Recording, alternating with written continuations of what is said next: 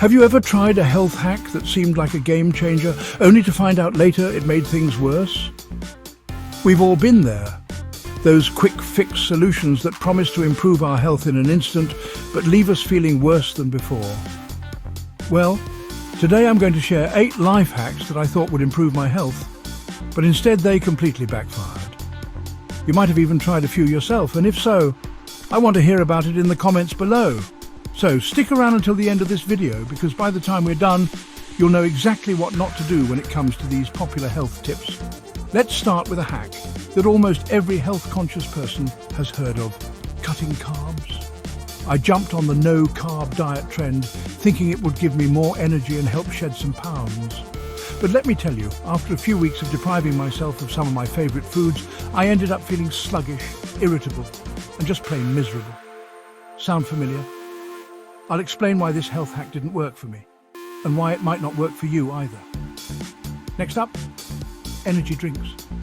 I thought these little cans of caffeine could save me during those long afternoons when my energy was dipping. But what I didn't realise was that I was setting myself up for a major crash later on. I'll break down how these quick fixes actually make things worse and what you can do instead to stay energized without relying on a sugary drink. And that's just the beginning. From quick workout routines that sound too good to be true, to trusting low-fat foods that promise to help you lose weight, I'm going to walk you through the 8 hacks that led me to worse health outcomes. Each of these hacks seemed like a good idea at the time, but as you'll see, sometimes the most popular advice can do more harm than good. So, as we dive into each one, think about your own health journey. Have you tried any of these? Let me know in the comments.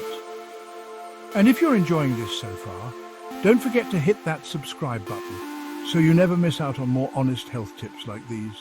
Trust me, by the end of this video you'll be better prepared to make smarter health choices. Let's get started.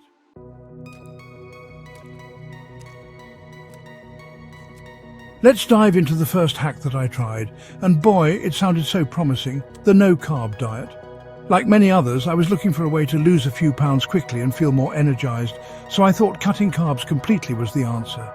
It made sense. Carbs are often blamed for weight gain, right? I figured that if I removed bread, pasta, and even fruits, I'd finally get the results I'd been hoping for. At first it seemed like a miracle. My weight dropped and I felt a little lighter. For the first few days, I had this burst of energy, and honestly, I thought I had found the holy grail of dieting. But then, things started to change. My energy levels began to plummet and I felt sluggish. I couldn't focus at work, I started to get headaches, and even basic tasks felt exhausting. Suddenly, I was craving carbs more than ever. And when I did give in, it felt like I couldn't stop eating. The more I learned, the more I realized this no-carb hack wasn't the answer for everyone. Cutting out carbs entirely actually deprives your body of essential nutrients, and your brain depends on carbs for fuel. Without them, my body went into a kind of energy crisis, and my mood and productivity suffered. Experts say that a balanced diet with healthy carbs, like those from whole grains and vegetables, is important for maintaining energy, brain function, and overall health. So, while a no-carb diet might work for some people short-term, it's not a sustainable solution for long-term health. In fact, it could do more harm than good in the long run, leading to fatigue and nutrient imbalances. And speaking of balance, the next hack I tried was all about quick energy drinks. Have you ever relied on one of those to get through the day? Well, that didn't go well either, and I'll explain why in just a moment. So stay tuned, and remember, what works for one person may not work for you. Let me know in the comments if you've ever tried cutting carbs and how it worked out for you.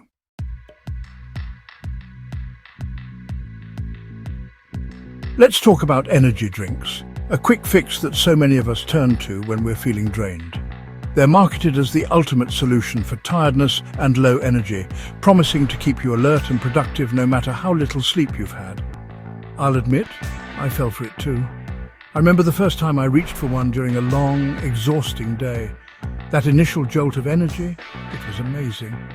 I felt unstoppable, like I could take on anything. But what they don't tell you is what happens after that boost fades. It didn't take long for me to experience the dreaded energy crash. One moment I was full of energy, and the next I was completely drained. Worse than before, actually. I also started noticing side effects like feeling jittery, anxious, and even a little nauseous. And the more I relied on energy drinks, the more I felt stuck in this cycle, chasing a temporary fix that left me feeling worse every time. So, what's really going on here? It turns out energy drinks are loaded with caffeine and sugar, two ingredients that can wreak havoc on your body if you're not careful. Sure, the caffeine gives you a quick pick-me-up, but it can also overstimulate your nervous system, leading to those feelings of anxiety. And the sugar? It's like throwing fuel on the fire. It spikes your blood sugar, giving you that immediate rush. But it's always followed by a crash that leaves you feeling worse than before. Experts have warned about the risks of over-consuming energy drinks. Studies show they can contribute to heart palpitations, high blood pressure, and even sleep problems. And if you're already dealing with stress, these drinks can make it even harder for your body to recover and reset. So what's the alternative? Instead of reaching for an energy drink, try sipping on herbal teas or simply hydrating with water. You'd be surprised how much a good glass of water can help. Trust me, your body will thank you for choosing something natural over an artificial pick-me-up. And speaking of starting your day the right way, have you ever tried a 5-minute morning workout? It's one of the most popular health hacks out there, but is it really as good as it sounds? Stick around because I'll share my experience with it next, and it might surprise you. In the meantime, let me know in the comments if you've ever relied on energy drinks and how they made you feel.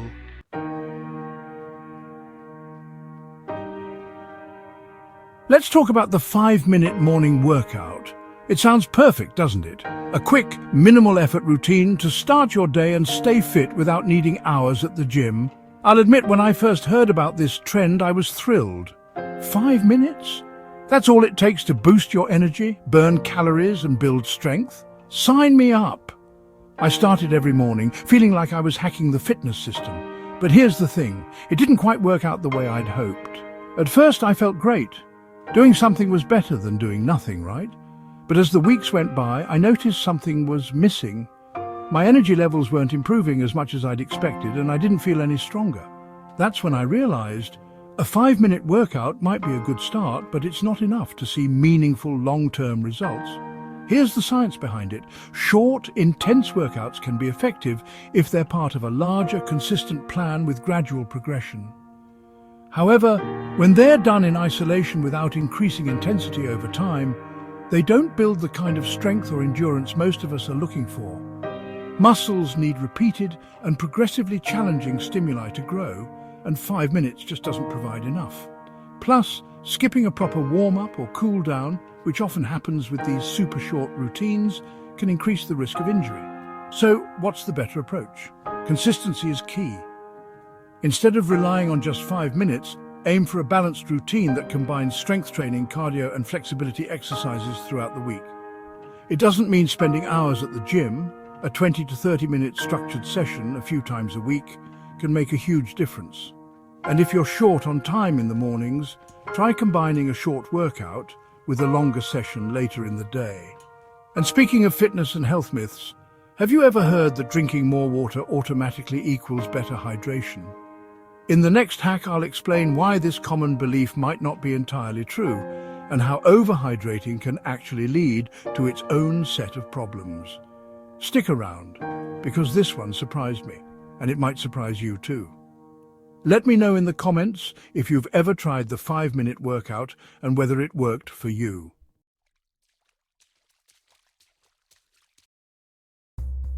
Let's talk about one of the most common health tips we've all heard. Drink more water. It's the key to staying healthy. It sounds so simple and logical, doesn't it? I thought so too. Like many of you, I believed that the more water I drank, the better my body would function. So I started increasing my water intake drastically, thinking I was doing my health a huge favor. But what happened next? Let's just say it didn't go quite as planned. At first I felt fine, hydrated and refreshed, but soon I started noticing strange symptoms. I felt bloated, constantly running to the bathroom, and even experienced bouts of dizziness. I remember thinking, how could drinking water make me feel worse? That's when I learned about a condition called hyponatremia, or water intoxication. It turns out Drinking too much water can actually dilute the sodium levels in your blood, throwing off your body's delicate balance of electrolytes. This imbalance can lead to serious problems, from headaches and fatigue to, in extreme cases, life-threatening complications. It's a sobering reminder that even something as essential as water can be harmful if overdone.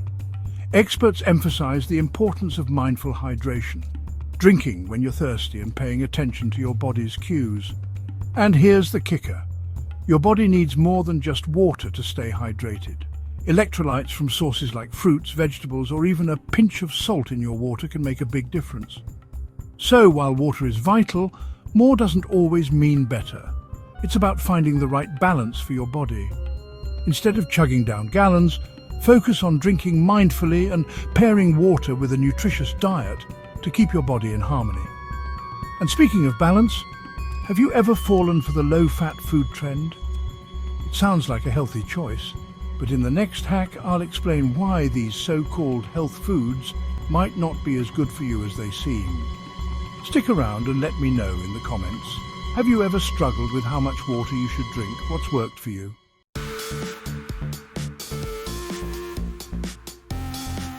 Let's dive into one of the biggest myths in the health world. The idea that low-fat foods are automatically healthier. It's a concept that's been drilled into us for decades. You see it on grocery store shelves, low-fat yogurt, low-fat snacks, low-fat everything, promising to be the smarter, healthier choice. Like many people, I bought into the hype. I thought switching to low-fat options was the key to better health and weight loss. But as I soon discovered, not all that glitters is gold. When I started eating more low-fat foods, I expected to feel lighter and healthier. Instead, I noticed the opposite. My energy levels dipped, my cravings increased, and I wasn't seeing the results I'd hoped for. I started to dig deeper, and what I found was surprising, and honestly a little frustrating. Many low-fat foods aren't actually healthier, they're just cleverly marketed. When fat is removed, manufacturers often add sugars, artificial flavors, or other unhealthy substitutes to make the food taste better. The result? You're consuming more empty calories and chemicals that your body doesn't need. Good fats, like those found in avocados, nuts, and olive oil, are essential for brain function, energy, and even weight management. Replacing these healthy fats with sugar and additives can do more harm than good. The worst part, low-fat products can leave you feeling less satisfied, leading to overeating and, ironically, weight gain. So what's the takeaway? It's not just about the fat content, it's about the quality of the food. Whole, minimally processed foods with natural fats are almost always a better choice. Next time you're at the store, compare a low-fat product with its full-fat version. Look at the ingredients and the sugar content. You might be shocked at what you find. And speaking of quick fixes, have you ever been tempted by stress relief pills? In the next hack, I'll share my experience with these so-called miracle solutions and the surprising truth behind them. Stick around and let me know in the comments. Are you a fan of low-fat foods, or have you switched to healthier alternatives? I'd love to hear your thoughts.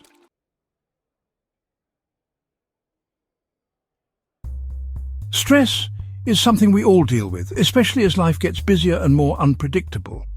And when stress hits, the idea of taking a quick pill to calm your nerves can sound incredibly tempting. Stress relief pills and supplements are marketed as miracle solutions. Just one capsule and poof, your anxiety melts away. I'll admit, during a particularly stressful period in my life, I gave them a try. At first it seemed like they were working. I felt calmer, less overwhelmed, and more in control. But as time went on, I realized these pills weren't the solution I thought they were.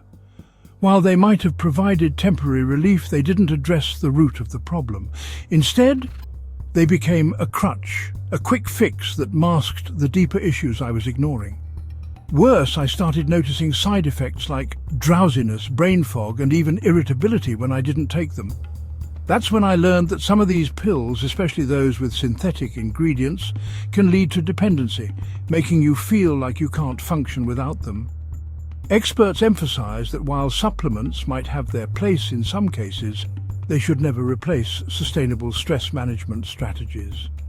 Practices like deep breathing, meditation, yoga, or even a simple walk outside can be far more effective in the long run. These methods not only help you manage stress, but also improve your overall mental and physical well-being without the risks of side effects or dependency. If you're feeling overwhelmed, start by addressing the cause of your stress rather than just the symptoms. It might take more time and effort than popping a pill, but trust me, it's worth it. Remember, the goal isn't just to survive stress, it's to thrive despite it. Speaking of hidden risks, have you ever thought about how much time you spend looking at screens? In the next hack, I'll explore the surprising impact of blue light exposure on your health and sleep. Stick around and let me know in the comments, what's your favorite way to de-stress naturally? I'd love to hear your tips and stories.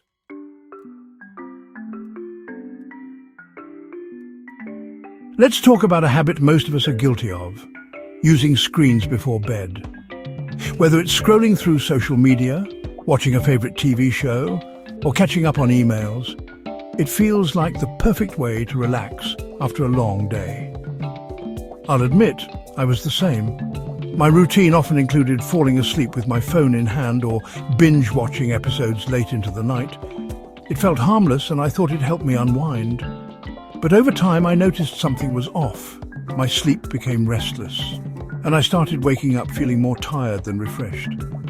It wasn't until I learned about the impact of blue light that everything started to make sense. Blue light, emitted by phones, tablets and TVs, tricks your brain into thinking it's still daytime.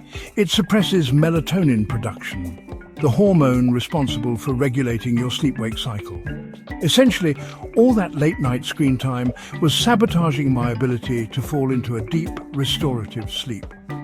Here's the science. Blue light exposure delays your body's internal clock, making it harder to fall asleep and reducing the quality of the sleep you do get. Over time, this can lead to chronic fatigue, irritability, and even long-term health issues.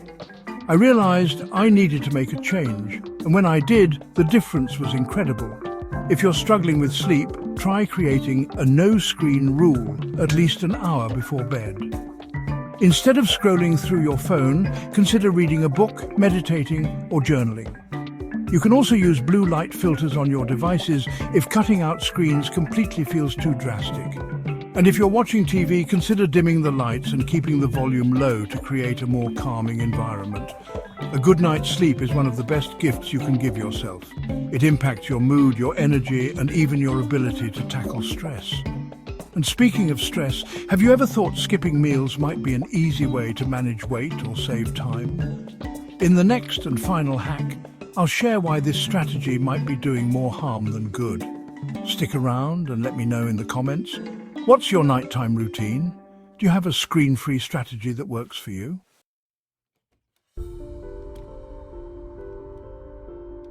Skipping meals. It sounds like an easy solution, doesn't it? You cut out a meal, save on calories, and the pounds will just melt away. That's what I thought too. I was drawn to the idea of intermittent fasting and skipping meals, convinced it would help me shed some weight quickly while simplifying my routine. At first, it seemed to work. I felt lighter and even a bit accomplished. But over time, the cracks in this plan started to show, and they weren't small ones. I found myself overeating during my next meal, trying to make up for the hunger I'd been ignoring all day. My energy levels were all over the place. I'd feel sluggish and unfocused, especially in the afternoons. Worst of all, I learned that skipping meals was actually working against my metabolism.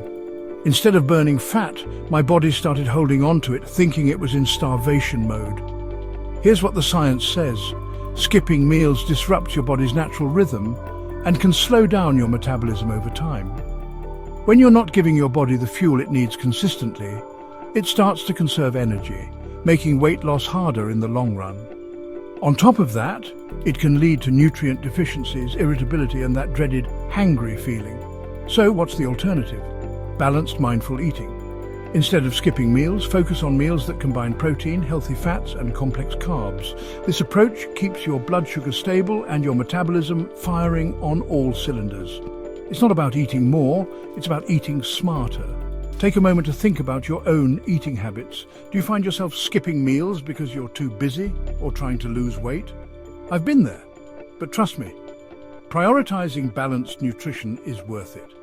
At the end of the day, your body thrives on consistency, not deprivation. A balanced approach to eating will not only help you maintain a healthy weight, but also keep you energized and feeling your best.